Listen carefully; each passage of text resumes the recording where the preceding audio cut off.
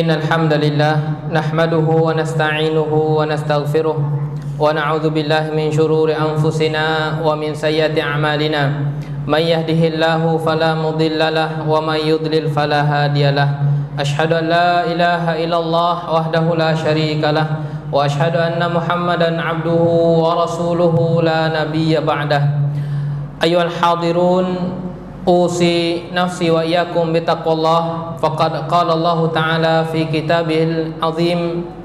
A'udzu billahi minasyaitonir rajim. Bismillahirrahmanirrahim. Ya ayyuhalladzina amanu taqullaha haqqa tuqatih wa la tamutunna illa wa antum muslimun.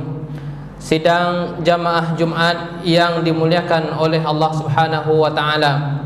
Puji dan syukur kita ucapkan kepada Allah Ta'ala atas limpahan nikmat kesehatan, atas limpahan nikmat keimanan, atas limpahan nikmat keamanan yang Allah anugerahkan ke negeri kita ini. Kita bisa melaksanakan salah suatu ibadah yang sifatnya fardu ain, yaitu salat Jumat di masjid-masjid Allah Subhanahu wa taala.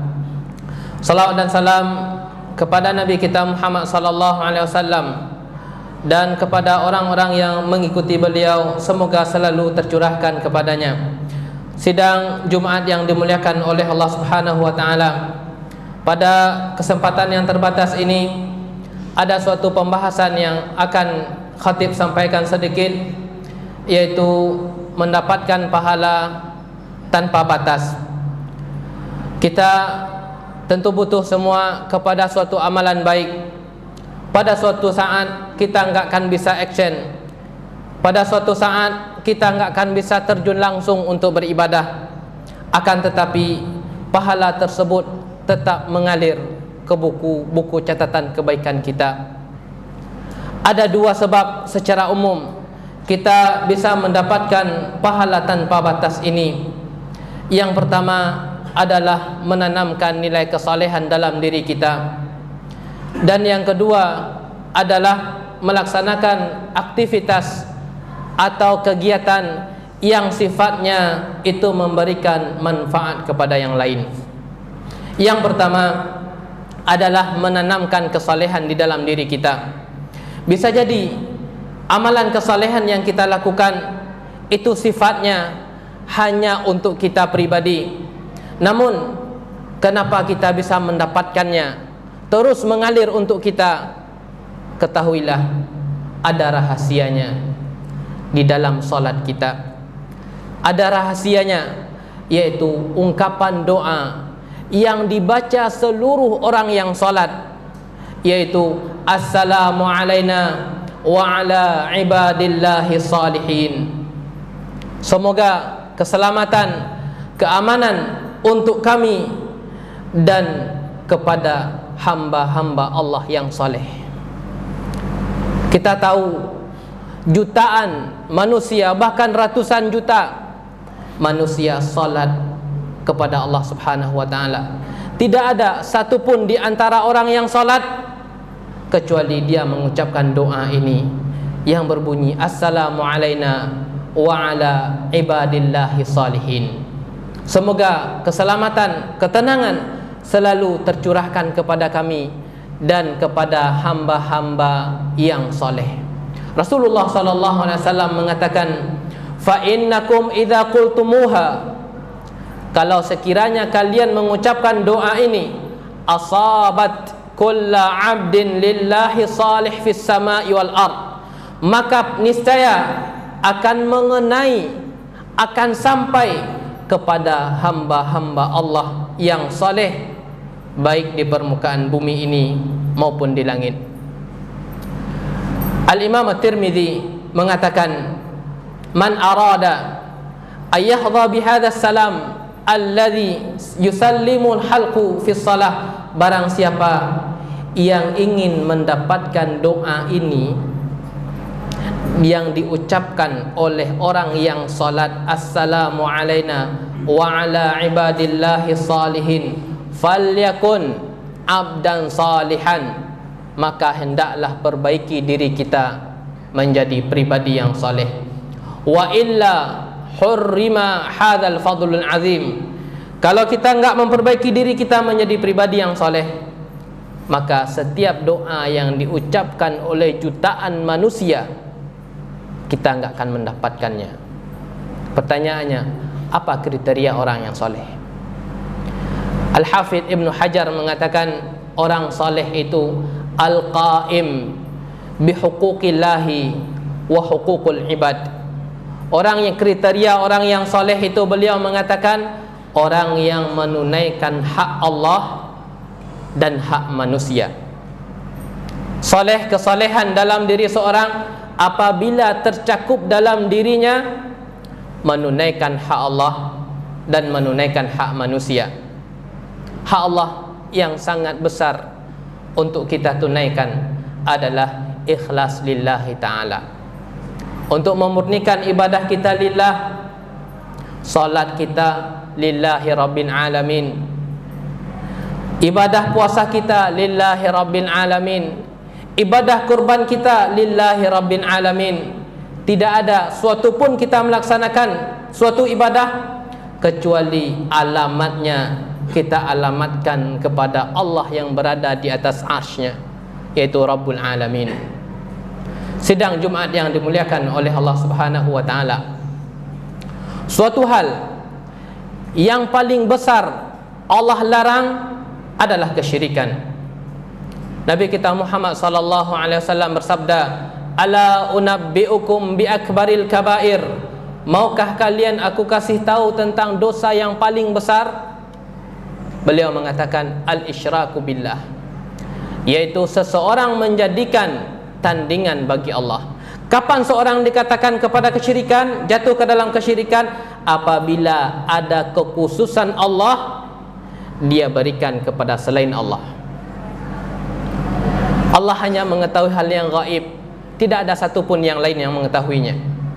Ketika seseorang meyakini dia mengetahui hal yang gaib, maka dia telah mengambil kekhususan Allah. Bahkan apabila ada yang mempercayainya, bisa keluar dari agama Islam. Na'udzubillah. Allah adalah zat yang satu-satunya bisa menurunkan hujan, tidak ada yang lain. Allah adalah zat satu-satunya yang bisa menahan hujan, tidak ada yang lain. Tidak ada satupun manusia yang bisa menahan hujan. Tidak ada satupun manusia yang bisa menurunkan hujan. Ketika ada seseorang yang meyakini ini, maka dia telah mengambil bagian kekhususan dari Allah Subhanahu wa taala. Dan inilah yang paling dilarang di dalam syariat, yaitu al-isyraku billah, menyekutukan Allah Subhanahu wa taala. Apa kriterianya? Ada kekhususan Allah kita berikan bukan kepada Allah Subhanahu wa taala. Kemudian seseorang yang soleh, di samping dia menunaikan hak-hak Allah Subhanahu wa taala, dia juga menunaikan hak manusia. Dia menjaga harga diri seorang muslim, dia menjaga harga diri saudaranya. Kesalahan saudaranya enggak dia umbar di medsos, dia menjaga hak saudaranya. Dan hak manusia yang paling besar yang wajib kita tunaikan adalah orang tua kita. Orang tua kita adalah manusia.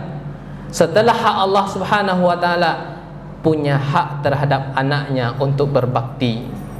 Wala tanharhuma, tidak boleh kita menghardiknya. Wala taqul lahuma uffin, tidak boleh kita mengatakan karena orang tua kita.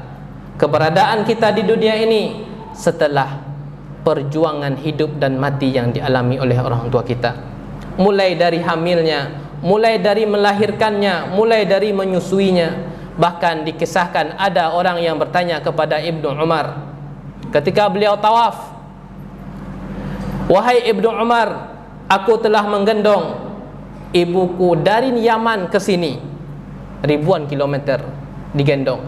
Apakah aku telah bisa untuk menunaikan kewajibanku terhadap orang tuaku?" La wala bi zafratin wahidah. Tidak. Meskipun satu tarikan nafas yang dilakukan oleh orang tuamu untuk melahirkanmu, itu belum bisa membalasnya. Sungguh besar kewajiban kita sebagai seorang anak untuk menunaikannya kepada kedua orang tua kita. Sidang Jumat yang dimuliakan oleh Allah Subhanahu wa taala, inilah kriteria ingin menjadi pribadi yang soleh, ingin mendapatkan doa di setiap orang yang salat yang mengatakan assalamu alaina wa ala ibadillahi salihin, yaitu tunaikan hak Allah dan tunaikan hak manusia.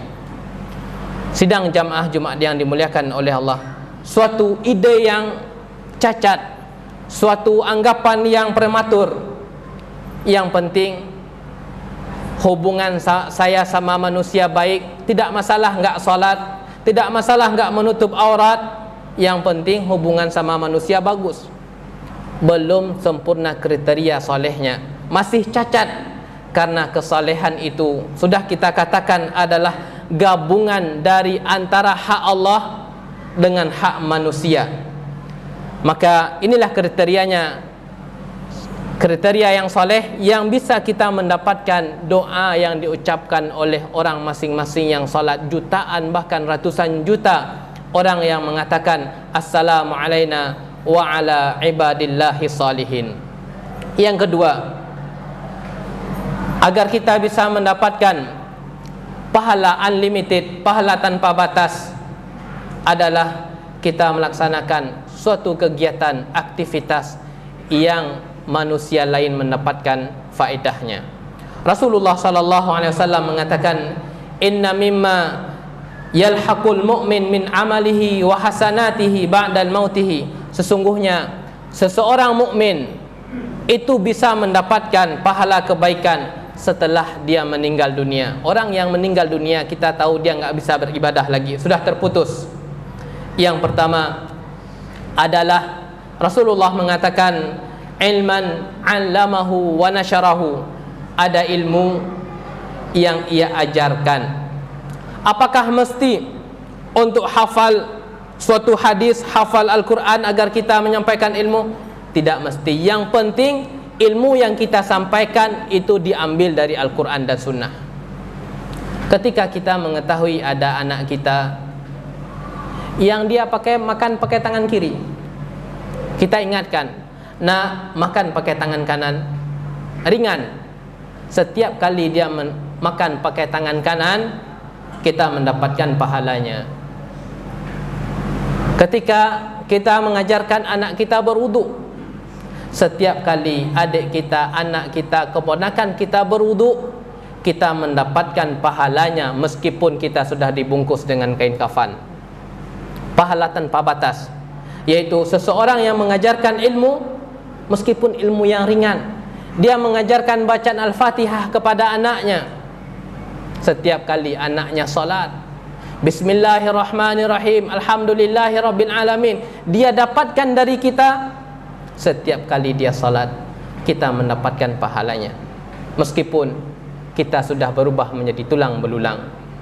Yang kedua, disebutkan oleh Nabi kita Muhammad sallallahu alaihi wasallam adalah waladan salihan yad'u lahu, ada anak saleh yang ditinggalkan yang mendoakan untuk orang tuanya.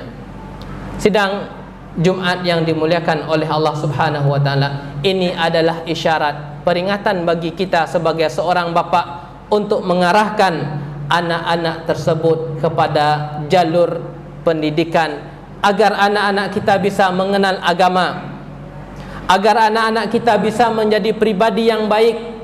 Karena ketahuilah sidang jamaah Jumat yang dimuliakan oleh Allah Subhanahu wa taala, ketika badan kita sudah terkujur kaku, kita tidak butuh status sosial anak kita, kita tidak butuh status sosial istri kita.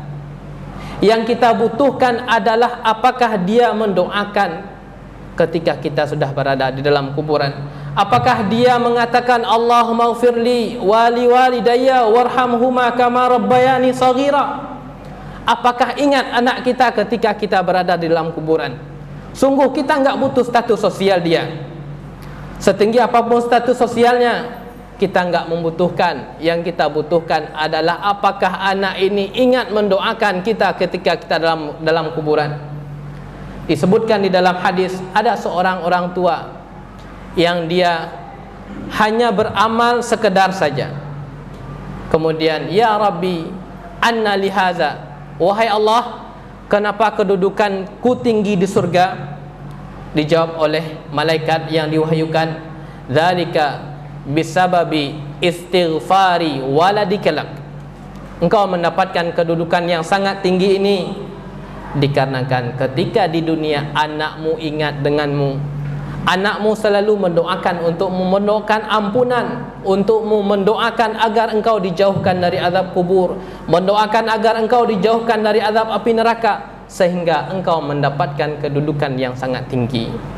Inilah usaha kita sebagai orang tua untuk menanamkan nilai-nilai agama di dalam dadanya, agar suatu kelak dia bermanfaat untuk kita. Yauma la yanfa'u malun wala banun, pada suatu saat harta dan anak-anak tidak akan memberikan manfaat lagi. Fa'tabiru ya ulil absar la'allakum turhamun. Alhamdulillahirabbil alamin, wa usalli wa usallim ala nabiyyina Muhammadin wa ala alihi wa ashabihi wa man tabi'ahum bi ihsanin ila yaumiddin. Amma ba'du, para hadirin yang dimuliakan oleh Allah Subhanahu wa taala. Yang ketiga disebutkan di dalam hadis ini adalah wa mushafan warasahu. Ada Al-Quran yang ia wariskan. Tentunya kita taruh Al-Quran di masjid, setiap kali orang membacanya kita mendapatkan pahalanya. Kita sebutkan saja.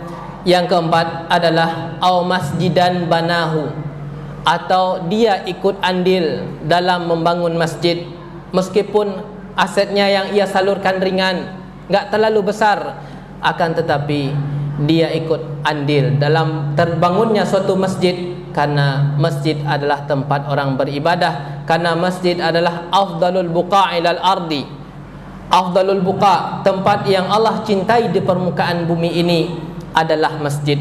Meskipun kita enggak memiliki aset, ada tenaga yang bisa kita salurkan, ada keringat yang bisa kita salurkan agar suatu tempat ibadah masjid bisa terbangun. Selama masih ada masjid di permukaan bumi ini yang kita ikut andil di dalamnya, kita mendapatkan pahalanya. Yang selanjutnya adalah au nahran ajrahu, dia membangun irigasi, dia membangun sumur, atau dia membangun tempat-tempat dispenser minuman di tempat-tempat yang strategis agar manusia bisa mempertahankan kehidupannya. Nabi kita Muhammad sallallahu alaihi wasallam mengatakan, fi kulli kabidin ratbin ajrun, setiap usahamu yang engkau lakukan untuk menyelamatkan manusia, ada di situ nilai pahalanya. Betapa banyaknya orang yang butuh kepada air, sumber kehidupan. Ketika kita menyalurkan ini, kita mendapatkan pahalanya, meskipun kita sudah tidak ada di permukaan bumi ini lagi. Yang terakhir, Rasulullah sallallahu alaihi wasallam mengatakan, au sadaqatun akhrajaha min malihi fi sihhatihi, ada sedekah jariyah yang ia keluarkan ketika dia masih hidup.